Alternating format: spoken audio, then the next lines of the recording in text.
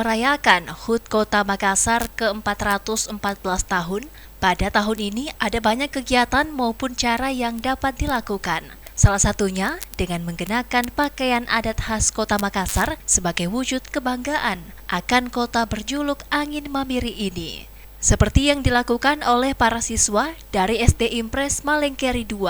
Siswa-siswi serta guru mengenakan pakaian adat saat pembelajaran tatap muka berlangsung sebagai salah satu perwujudan kecintaan akan budaya dan tradisi Kota Daeng dengan tetap mempertahankan budaya di era perkembangan teknologi saat ini sekaligus merayakan HUT Kota Makassar.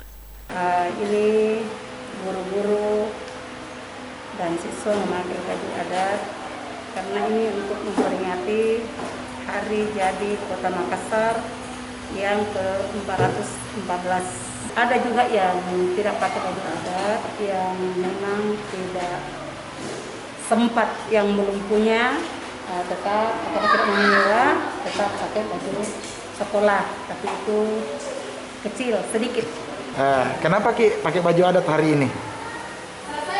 Karena hari ini adalah hari jadi Kota Makassar dan semua teman-teman memakai baju adat dan kita membawa kue-kue ke Makassar. Tak hanya memakai baju adat saja, dalam perayaan di sekolah SD Impres Malengkeri II ini, para siswa juga membawa kue khas yang dimakan ramai-ramai bersama guru dan siswa yang ikut dalam pembelajaran tatap muka pada hari ini.